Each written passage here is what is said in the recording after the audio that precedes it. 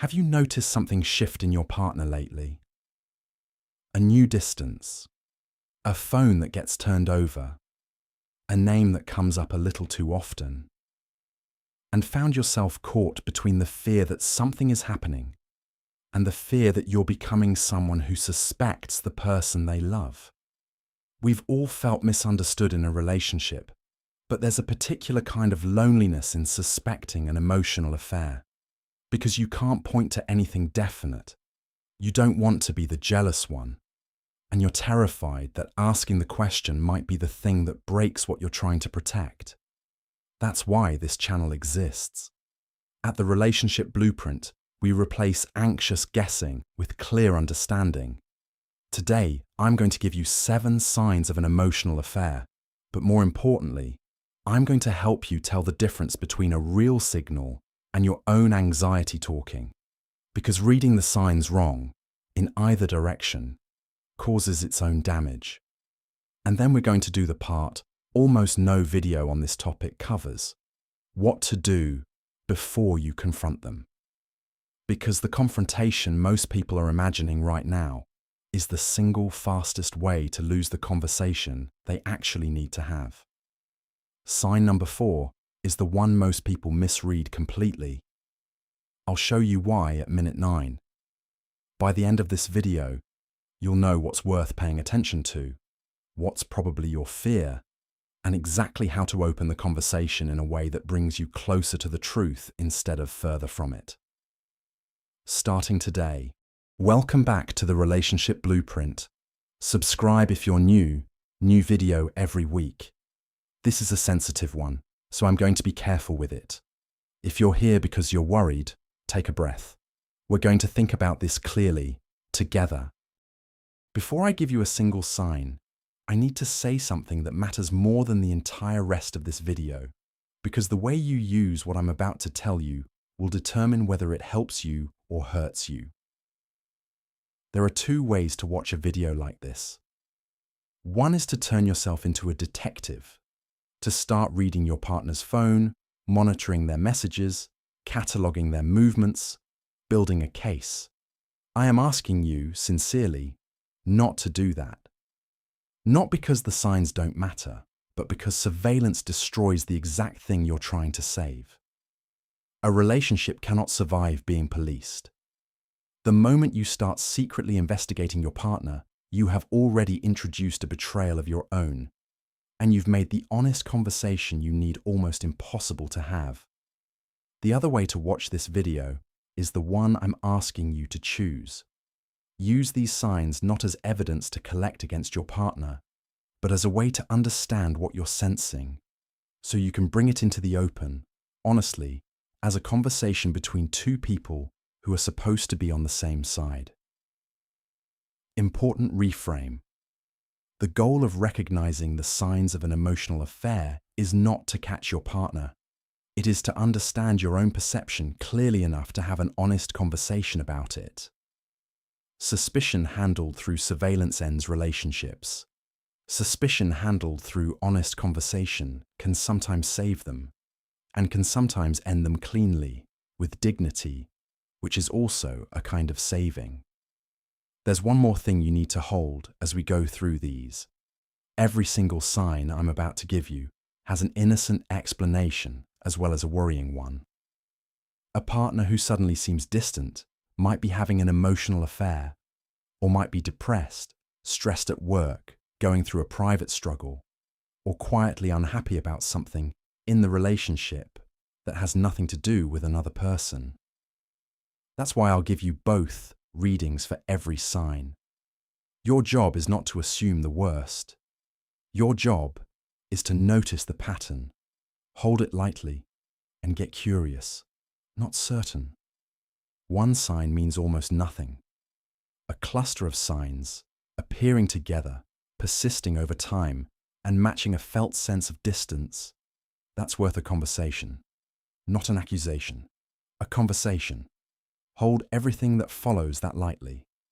Stay until sign 4, the one most people read exactly backwards. It looks at first like evidence of guilt, when it's very often evidence of something completely different. Misreading it has ended relationships that didn't need to end. I'll show you how to read it correctly at minute 9. Sign 1 of 7. Their emotional world moved somewhere you can't see, the withdrawal of the inner life. What you might notice: your partner used to tell you about their day, the small frustrations, the funny moments, the things that were on their mind. Lately, those have thinned out. When you ask, the answers are short. The inner life they used to share with you seems to be happening somewhere you're no longer included. What it might mean: emotional intimacy is finite, and when a large share of it starts flowing towards someone else, the most common first sign is that it stops flowing toward you. The disclosures that used to come home are going somewhere. This is the single most consistent early marker of an emotional affair, not secrecy about a person, but the quiet relocation of their emotional world. What it might also mean: the innocent explanation. This same withdrawal is one of the most common signs of depression, burnout, or private personal struggle. A partner whose inner life has gone quiet may be carrying something heavy that has nothing to do with another person, and may need your support, not your suspicion. Distance is a symptom with many causes. What not to do: don't start interrogating them about their day to test whether they're hiding something. The forced questioning will feel like pressure and push them further away. Whatever the cause, notice the pattern, save it for the honest conversation we'll build toward. Sign 2 of 7. A specific name starts appearing, or disappears entirely, the telling presence or absence. What you might notice: there's a particular person who now comes up often, a co-worker, a friend, someone new, mentioned with a small brightness, a slight charge, or the opposite, someone you know they spend time with, who never comes up at all, conspicuously absent from their stories in a way that feels deliberate. What it might mean: emotional affairs create a relationship to a name that has to be managed in front of the partner. Some people manage it by talking about the person constantly, normalizing the presence, hiding in plain sight. Others manage it by never mentioning them, keeping the connection in a sealed compartment. Both the overpresence and the total absence of a name can signal that the name matters more than it should. What it might also mean: the innocent explanation. People develop new friendships, mentors, and work relationships all the time, entirely innocently. A name coming up often might just mean a new friendship is genuinely energizing them, which is healthy. And someone might not mention a colleague simply because they assume you're not interested. A name is not evidence. It's just something to be aware of.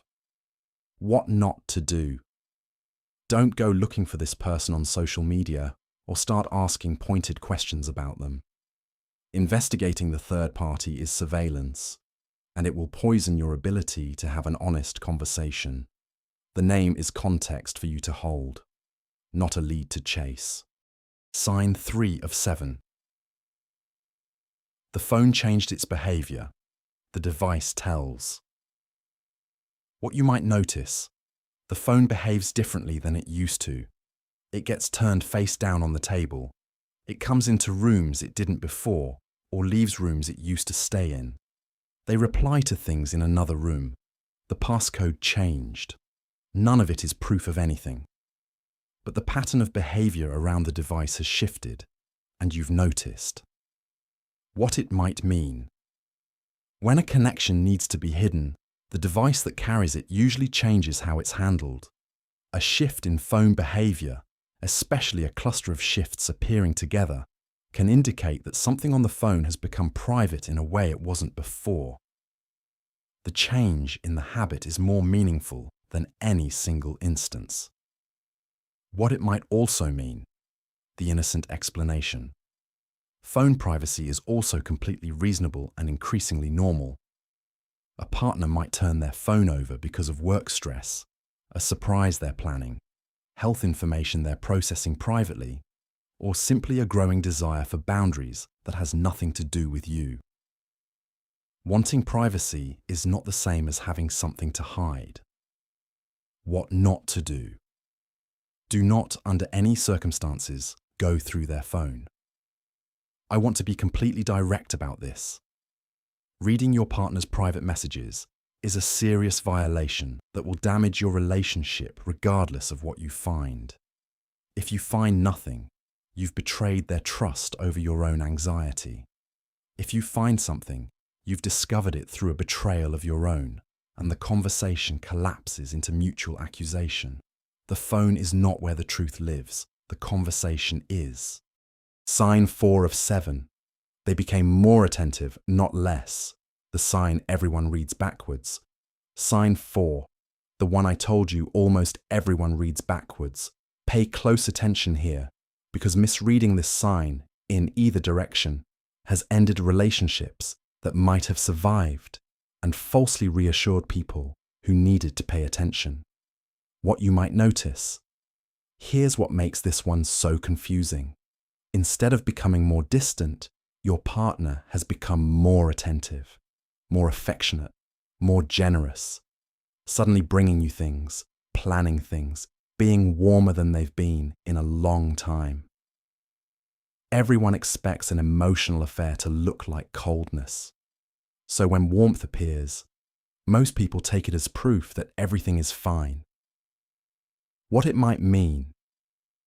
Sometimes, not always, but sometimes, a sudden, unexplained increase in attentiveness is what psychologists associate with guilt-driven overcompensation.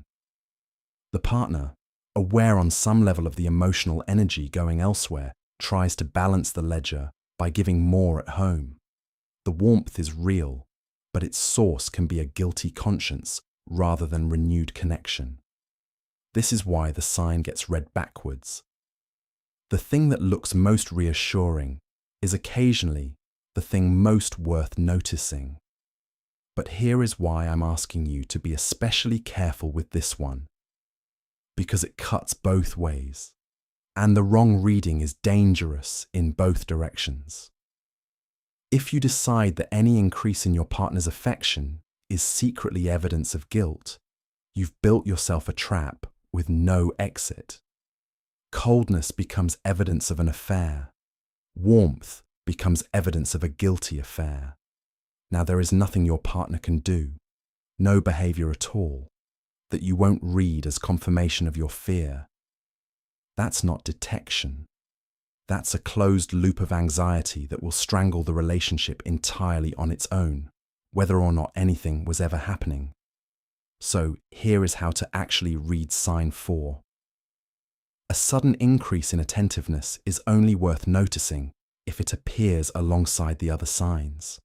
The withdrawal of their inner life, the changed phone behavior, the felt sense of distance underneath the surface warmth. Warmth on its own is almost certainly just warmth. Most of the time, a partner being more loving is a partner being more loving. Full stop.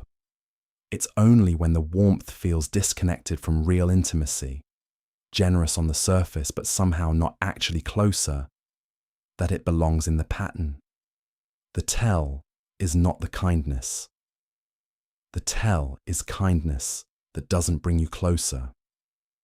The most misread sign of an emotional affair is sudden unexplained attentiveness, because it can be guilt wearing the mask of love. But assuming all affection is guilt is the fastest way to destroy a relationship through your own suspicion. Read this sign only in cluster, never alone. Warmth that brings you closer is just warmth. Only warmth that stays strangely distant belongs in the pattern. Sign 5 of 7. Conflicts changed shape. The new defensiveness. What you might notice, the way you argue has changed. Small disagreements escalate faster than they used to. Your partner gets defensive over things that never used to be sensitive, or the opposite. They've gone strangely conflict avoidant, unwilling to engage at all, as if the relationship isn't worth the friction anymore. What it might mean: when someone is emotionally invested elsewhere, conflict at home often changes character. Defensiveness can rise because they feel guilty, and criticism lands harder, or engagement can drop because they've quietly disinvested and no longer see the relationship as worth fighting for. A shift in the texture of your conflicts, in either direction, can reflect a shift in where their emotional investment lives. What it might also mean: the innocent explanation. Conflict patterns also change for countless ordinary reasons. Stress, exhaustion, a hard season at work, accumulated unaddressed resentments that have nothing to do with another person, or simply the normal evolution of how two people fight over years. Changed conflict is a sign of something. It is not necessarily a sign of this. What not to do. Don't weaponize this by provoking conflicts to test their reaction. Manufacturing fights to see how they respond is manipulation, and it will damage the relationship and your own integrity. Notice how conflict has changed. Bring it to the honest conversation as an observation, not a trap. Sign 6 of 7. You feel it before you can name it, the felt sense. What you might notice: underneath all the specific signs, there's a feeling, a sense that something has changed that you can't quite point to. People often dismiss this as paranoia or insecurity, and sometimes that's exactly what it is. But sometimes the body registers a change in a relationship before the mind can find the evidence for it. What it might mean: long-term partners are finely tuned to each other's emotional presence. You often sense a withdrawal of presence, a subtle absence in someone who is physically right there, before you can identify anything concrete. This felt sense is real data, but it is also the single most easily distorted signal, because anxiety produces the exact same feeling as genuine perception. The feeling is worth honoring. It is not, on its own, worth trusting completely. What it might also mean: the innocent explanation. This felt sense is also exactly what anxiety, past betrayal trauma, insecure attachment, or your own stress will manufacture. A conviction that something is wrong when nothing is. If you have a history of anxious attachment, or have been betrayed before, your alarm system may be firing on old wiring, not current evidence. The feeling is information about your inner state as much as about your partner. What not to do. Don't treat the feeling as proof, and don't dismiss it entirely either. Both are mistakes. The feeling is a reason to get curious and open a conversation, not a verdict to act on, and not a thought to suppress. Hold it as a question, not an answer. Sign 7 of 7. The just friend's insistence does too much work. The over-defended boundary. What you might notice: when a particular person comes up, your partner is quick, maybe a little too quick, to emphasize that it's just a friendship. They defend the boundary before you've questioned it. They explain the innocence of it before you've asked. There's an insistence there that seems to be answering a question you haven't voiced out loud. What it might mean. Shirley Glass's research on emotional affairs found that the people inside them often defend the friendship's innocence to themselves as vigorously as to their partner, because in their own minds, it genuinely is just a friendship. The over-defended boundary can signal that your partner is managing their own internal awareness, that the friendship has more emotional weight than a friendship should. The protesting is sometimes aimed inward as much as at you. What it might also mean: the innocent explanation. People also over-explain innocent friendships when they can feel their partner's unspoken suspicion in the room, responding to the tension they sense, not to a guilty conscience. If you've been giving off worried energy, your partner may be defending a genuinely innocent friendship simply because they can tell, accurately, that you're uneasy about it. Your suspicion can manufacture the very defensiveness you then read as a sign. What not to do. Don't pounce on the over-explanation as a gotcha. Treating their defensiveness as confirmation will turn the moment into an accusation, and the conversation will collapse. Note it, hold it with the other signs, and bring the whole pattern, gently, to the conversation we're about to build. Now the part the title promised, and the part that matters more than all 7 signs combined. What to do before you confront them. Because the word confront is itself the problem, and I want to replace it. Almost everyone in your position imagines a confrontation, the gathered evidence, the moment of presenting it, the demand for an explanation. I am asking you to throw that entire script away, because a confrontation is a trial, and a trial creates a defendant, and a defendant defends. The moment your partner feels accused, you will get defensiveness instead of truth, and you will never know whether the defensiveness was guilt or simply the natural response to being put on trial. The confrontation destroys the very thing you're trying to find, the truth. Here is what to do instead. 4 steps, in order. 1. Sort the signal from the fear, honestly. Before anything else, get honest with yourself about how much of what you're feeling is observation and how much is fear. Write it down if it helps. Which signs have you actually seen repeatedly over time? And which are you constructing from a single ambiguous moment plus a lot of anxiety? If you have a history of anxious attachment or past betrayal, weight that honestly. This step alone resolves a large share of suspected emotional affairs, because a large share of them live more in the watcher's fear than in the partner's behavior. Do this step before any other. 2. Regulate yourself first. Do not open this conversation while flooded with fear or anger.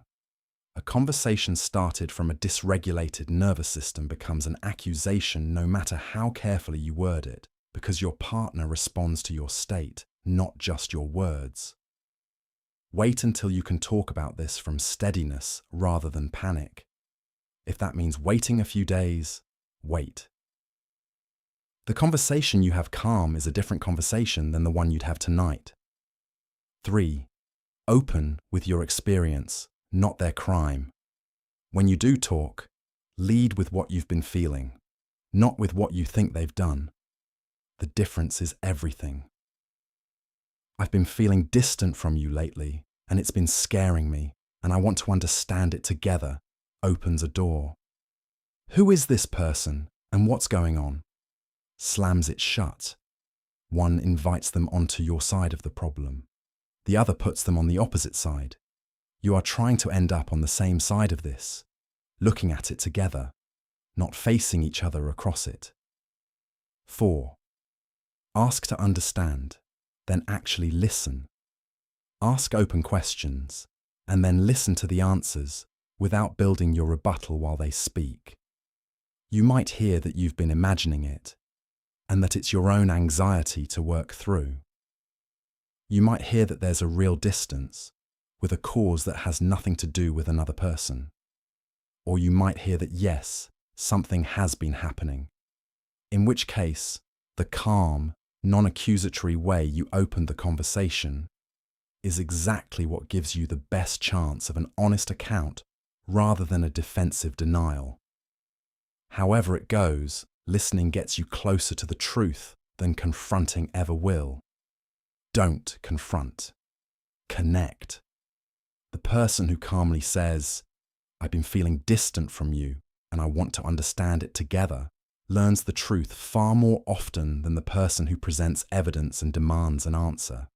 The goal is not to win the case, The goal is to find out what's real, and that requires a conversation your partner can survive being honest in. If you've watched this far, you're probably carrying something heavy right now. So let me leave you with this.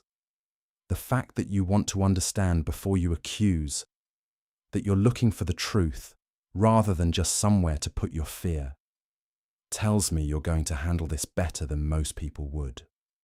Whatever is actually happening, you have a real chance of getting to the bottom of it with your dignity intact and the door to honesty still open. That's more than most people in your position manage. And here's the thing underneath all of this. Most emotional affairs, when there really is one, grow out of a gap that opened in the relationship long before anyone else came along. If you want to understand how that gap forms, how to recognize which stage your relationship is in, and how to close it, I made a whole video on exactly that. It's the conversation underneath this one. And whether or not anything is happening, it's the thing that actually protects a relationship. Watch it next. Subscribe to the Relationship Blueprint. New video every week. Whatever you're facing right now, you don't have to face it by becoming someone you don't want to be. Clarity, not surveillance. Connection, not confrontation. I'll see you in the next one.